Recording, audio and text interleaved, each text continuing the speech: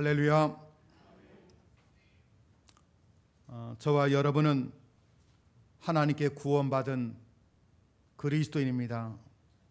할렐루야. 저와 여러분은 하나님의 자녀입니다. 또한 하나님께서 우리에게 주신 대로 하나님의 나라의 시민권을 가진 그런 영적인 하나님의 백성들입니다. 오늘 우리 말씀에도 전하게 되겠지만은 우리가 이 땅에서 살아갈 때에 믿음의 사람으로서의 정말 품격을 지키며 세상과 구별된 그런 믿음이 되기를 주님의 이름으로 우리 축원합니다. 과거에 개천에서 용난다라는 말이 있었습니다. 정말 그 예전 시절에는 아무리 힘들고 어렵고 가난해도 열심히 공부하고 열심히 노력하면 성공할 수 있다고 하는 꿈이 있었습니다. 또 이루었습니다. 그 사람들은 누구보다 더 열심히 일했고 열심히 공부했고 또 쉬지 않고 목적을 이룰 수 있을 때까지 힘을 다 쏟았던 그런 세대가 있었습니다.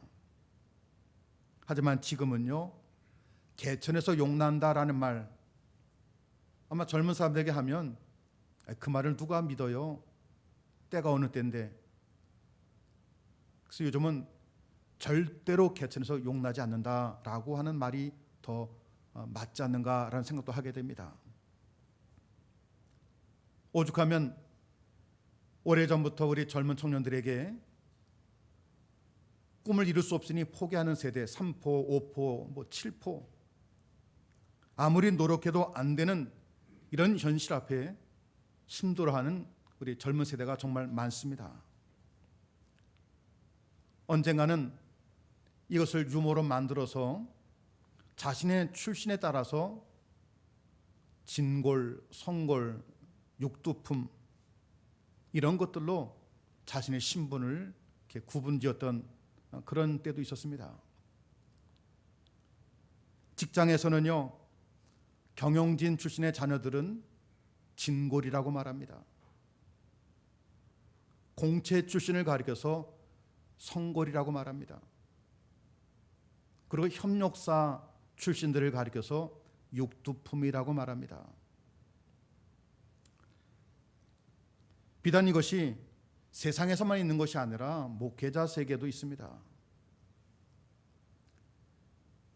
부모님 양쪽에 다 목사님이면 진골이라고 말합니다. 어느 한쪽이 목사님이고 한쪽이 장로이면 성골이라고 말했습니다. 양쪽 부모님이 다 일반 평신도 출신이면 육두품이라고 말했습니다. 아마 이건 우리 사회에서 이런 말이 나오게 된 것, 그 개인의 능력에 상관없이 늘 한계에 부딪히고 처음 출발점부터 이미 구분 달라졌다라는 이런 사회를 비판하면서 씁쓸한 한 이야기입니다. 여러분은 어디에 속하십니까? 진골이세요? 아니면 성골이십니까? 대답이 없으시네. 그럼 다 육두품이세요? 여러분 분명 진골 아닙니다. 여러분 분명 성골도 아닙니다.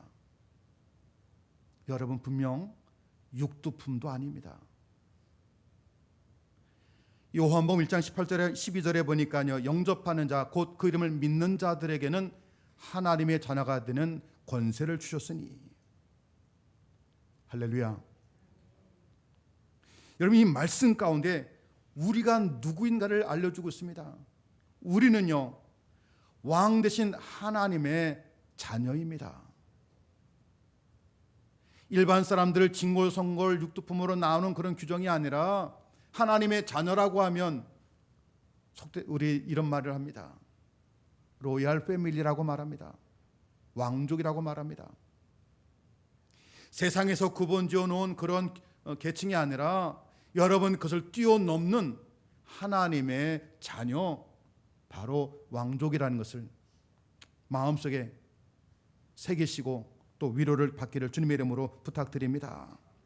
하지만 저희들은 하나님의 자녀답게 살지 못할 때가 정말 많습니다. 하나님의 자녀는 이 정도 살아야 되는데 품위가 떨어지고 격이 맞지 않고 욕심도 많고 거짓말도 많이 하고 나밖에 모르고 화도 잘 내고 사소한 것을 가지고 교인들끼리 갈등도 하고 하나님의 자녀로서의 격이 맞지 않는다는 이야기입니다. 오늘 이 본문의 말씀, 사도 바울이요, 당시 골로새 교회 안에 교인들이 그리스도인이요 하나님의 자녀로서의 살기를 원했는데 그 교회 안에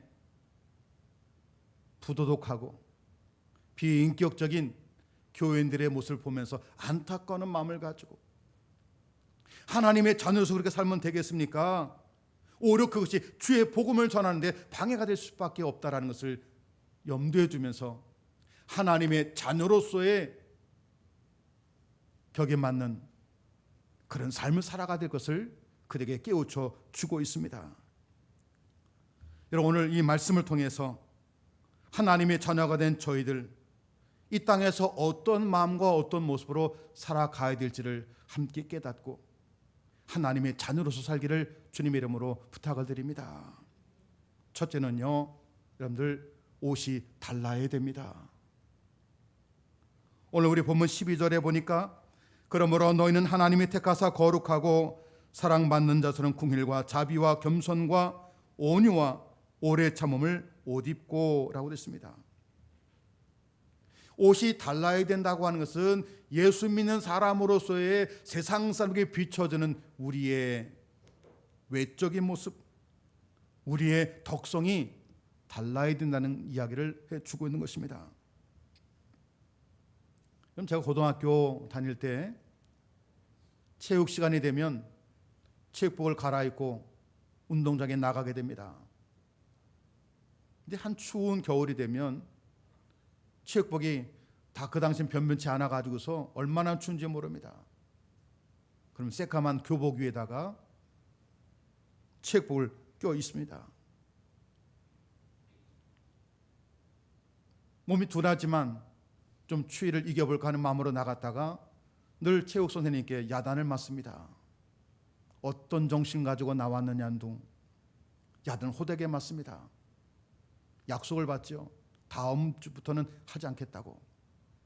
하지만 또 그 다음 주가 되면 또 날씨가 주면 여지없이 또 교복 위에다가 추리닝을 껴입고 또 밖에 나가게 됩니다.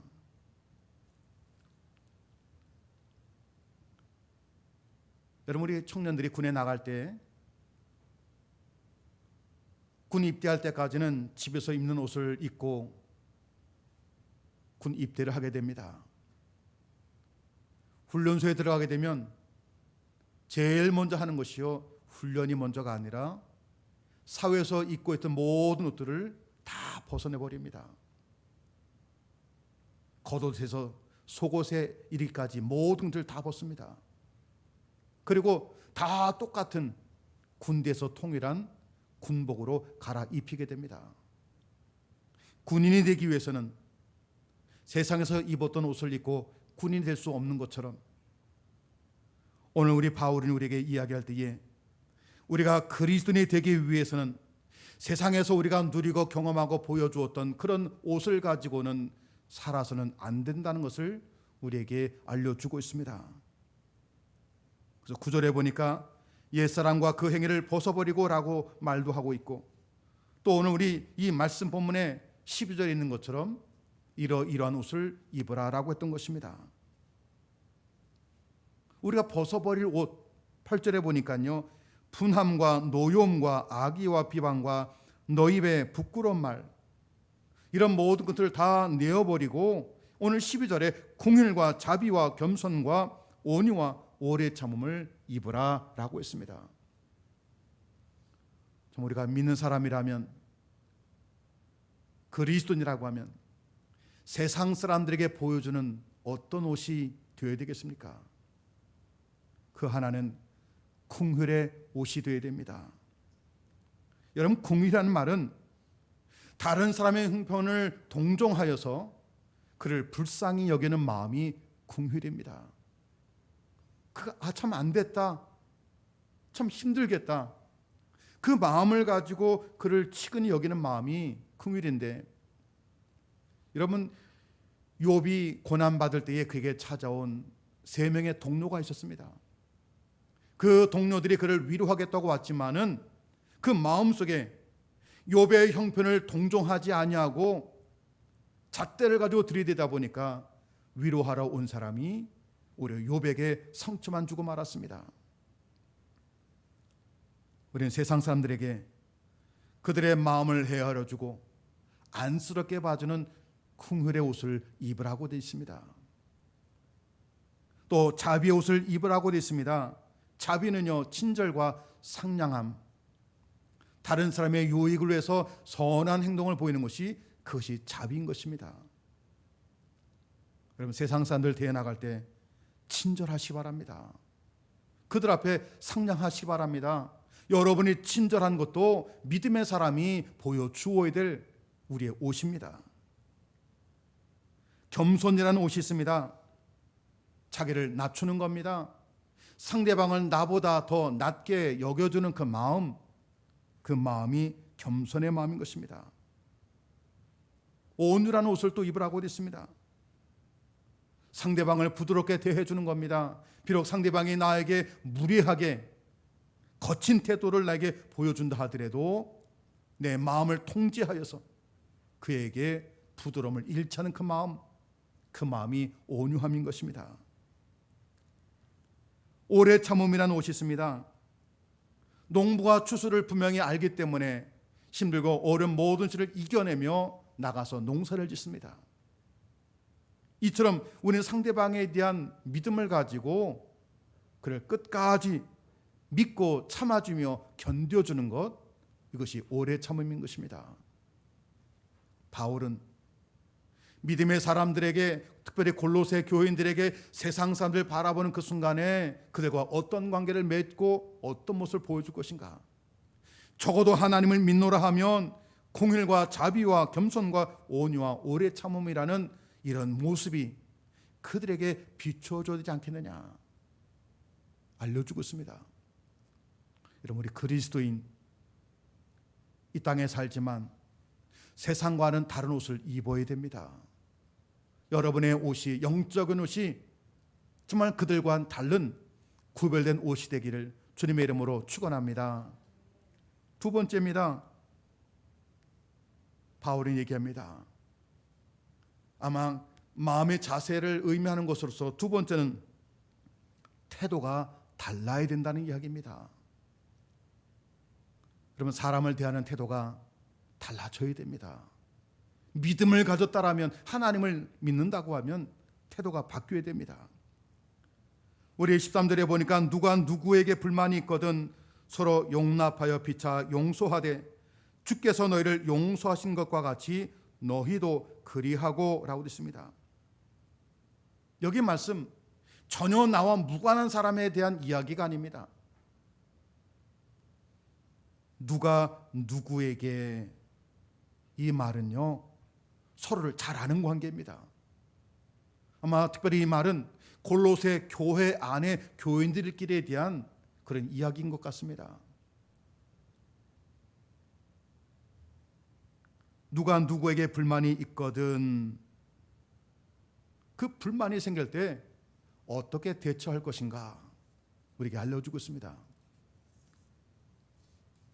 여러분, 저한테 불만이 있으시죠?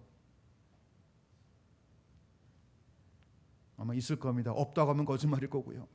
저도요, 여러분에게 불만이 솔직히 있어요.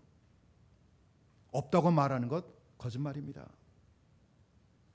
늘 사람들의 관계는 다 좋기를 원하지만, 하지만 실상은 그렇지 않습니다. 남이라고 하면 관심이 없어요. 하지만 가까우면 가까울수록 불만거리는 더 많아지게 마련입니다. 왜? 기대가 있으니까. 상대방에서 이렇게 해 주었으면 상대방에 대한 기대감이 많기 때문에 때론 불만도 많아지는 것입니다. 여러분, 죽도록 사랑해서 부부가 되어서 살아갑니다. 부부지만 미워할 때가 있어요. 어떤 분은요, 제가 얘기 들어보니까 남편의 목소리만 들어도 짜증난다 하는 분이 있습니다. 어떤 분은 현관에 있는 자기 배우자의 신발만 봐도 막 마음이 불편하다는 얘기하는 그런 분도 있습니다. 여러분, 부부 사이도 이런 일이 일어나는데 다른 사람을 향한 불만은 우리 주변에 얼마나 많겠습니까? 정말 많습니다. 교회 안에 서로에게도 이런 일이 분명히 있습니다. 하지만 바울은 얘기합니다. 우리가 하나님의 자녀로서 교회에서 이런 일이 얼마든지 일어날 수 있지만, 그러나 서로 용납해라.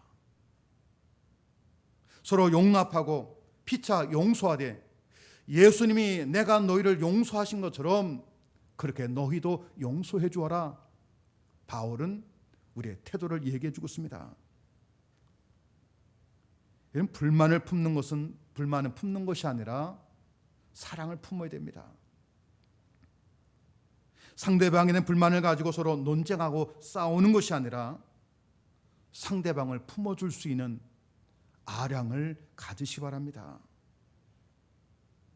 다른 이들에게 함께하기 때문에 내 뜻이 내 마음이 같지 않아서 불만이 일어날 때에 그를 품어주고 용납해주고 용서할 것을 우리에게 이해하게 해주고 있습니다.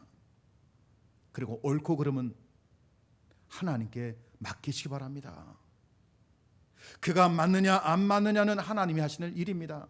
우리는 다만 서로를 대해 나갈 때마다 그를 용납해주고 품어주고 그의 부족함이 있다면 용서하는 것, 우리가 해야 될 믿음의 성도의 생활인 것입니다. 여러분, 여러분의 서로를 대하는 태도가 좀 달라져 가기를 주님의 이름으로 우리 축복합니다. 세 번째는요, 그리스도인은 차원이 다른 삶을 살아가야 됩니다.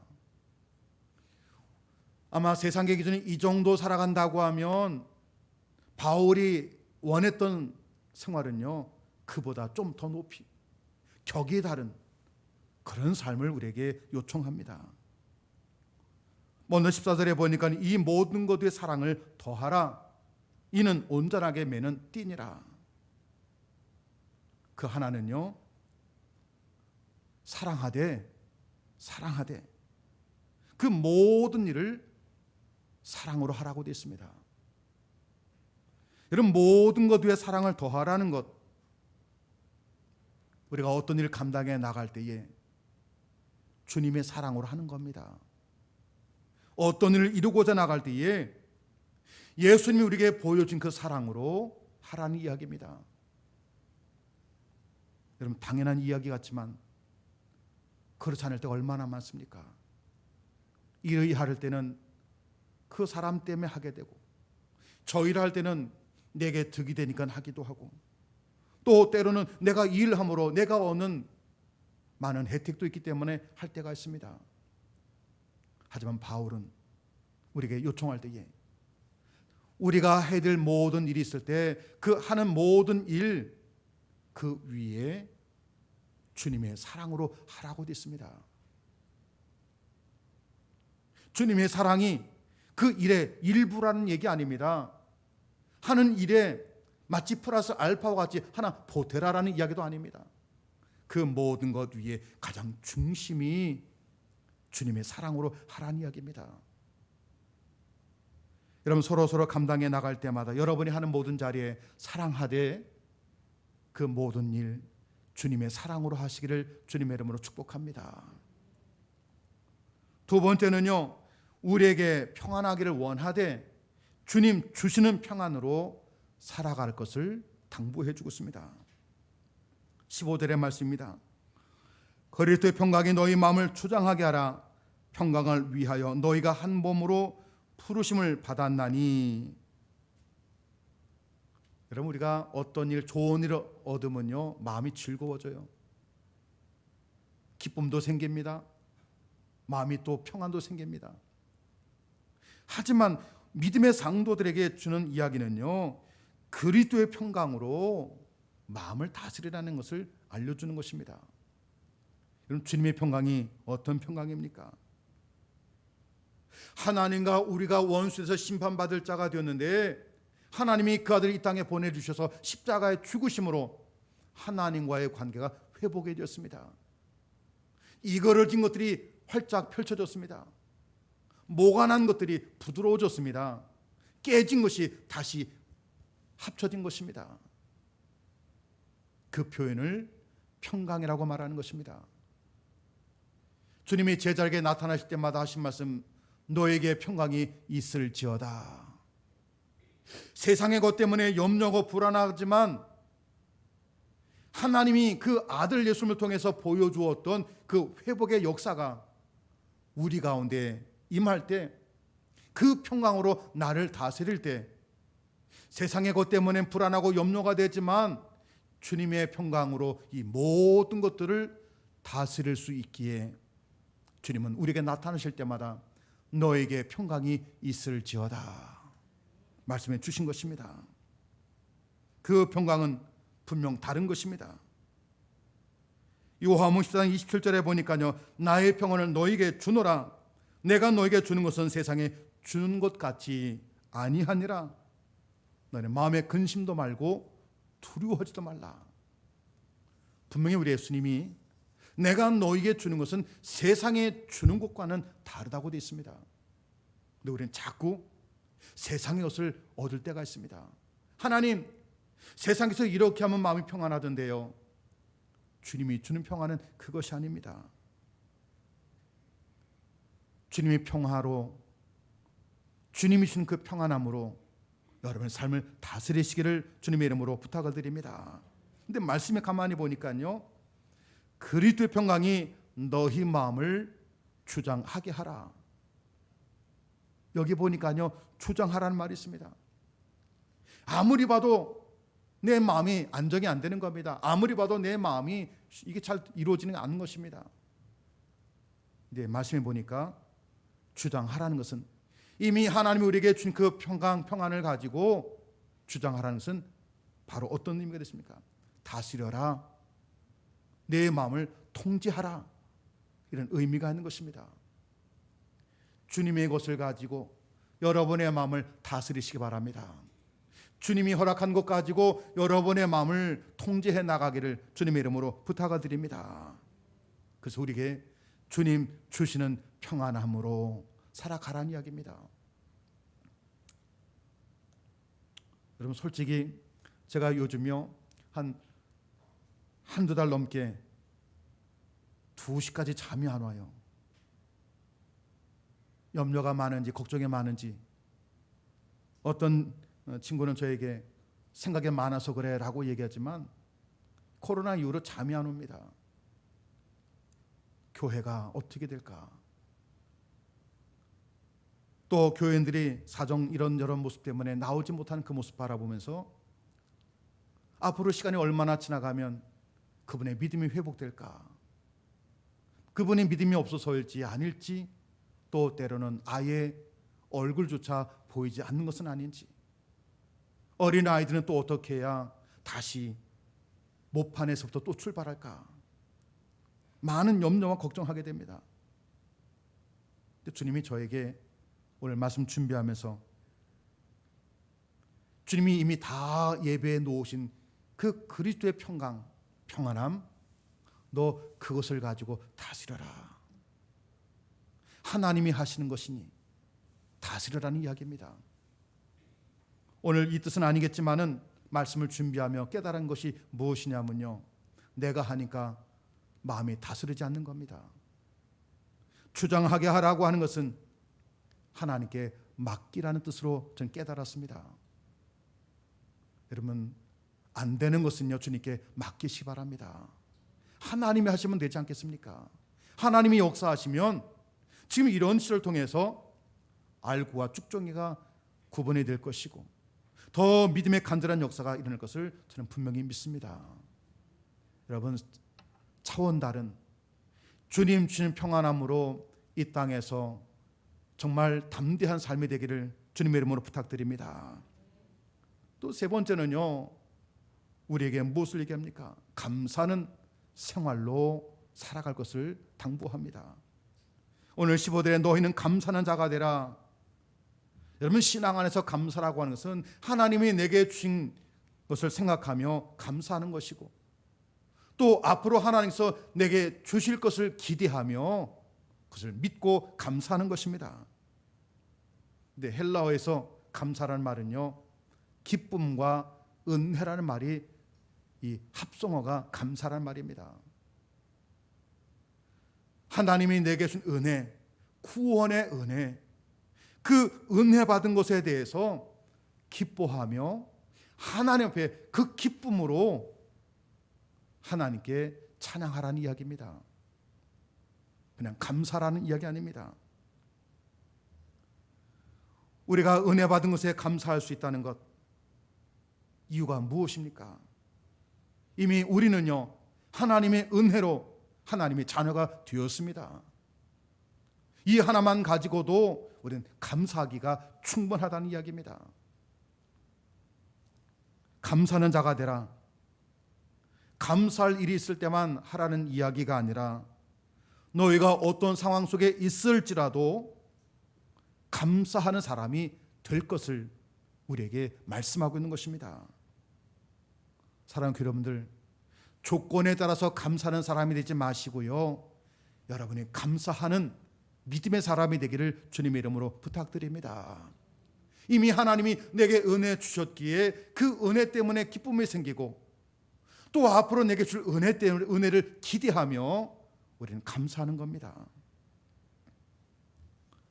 여러분, 지난 한 주간 살아가면서 하나님 앞에 감사할 일이 있으셨습니까? 제가 주보를 볼 때마다 가끔 느끼는 바가요, 참 우리 교인들 하나님 앞에 그렇게 감사할 일이 없나 안타까움을 가지고 볼 때가 있습니다. 예물의 단은 아니지만 주 앞에 감사에 대한 신앙이 이렇게 없나 하는 그런 마음이, 이게 다 목사 탓인가 하는 마음도 가지면서 기도합니다. 여러분, 삶 한번 돌아보시 바랍니다. 감사할 거리가 얼마나 많겠습니까? 우리가 11조로 가면 하나님의 자녀됨의 의무로서 우리가 드리는 것이라고 하면, 감사는요, 하나님의 은혜, 기쁜 마음을 가지고 내 신앙을 주 앞에 신앙 고백하는 것이, 그것이 감사입니다. 여러분, 매주 감사하는 믿음 되시기 바랍니다.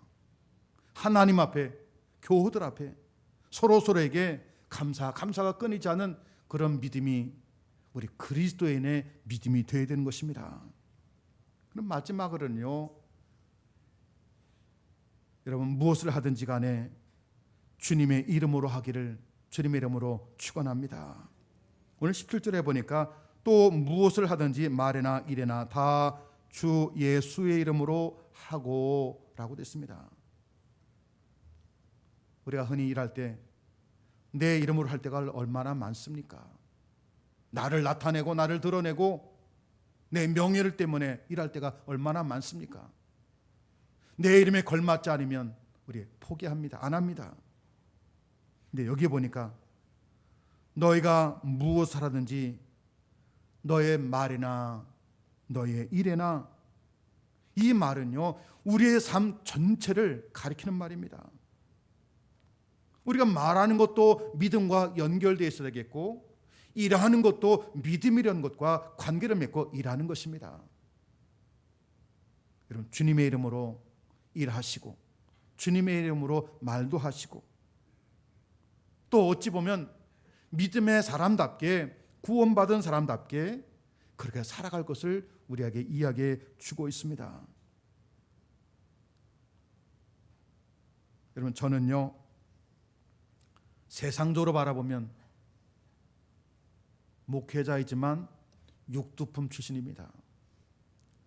양쪽 부모님이 다 목회자가 아니니 분명히 진골은 아닐 것이고, 어느 한쪽이 목회자가 아니니 성골도 아닐 것이고, 양가 부모님이 다 평신도 출신입니다. 하지만 저는요, 그것보다 더 뛰어넘는 하나님의 자녀입니다. 저는 로얄 패밀리입니다. 왕족입니다. 아시겠습니까? 하나님의 자녀이기 때문에 세상 사람들이 살아가는 방법이 아니라, 보통 사람이 생각하는 기준이 아니라 조금 더 차원 높은 믿음의 삶을 우리는 살아가야 될 줄 분명히 믿습니다.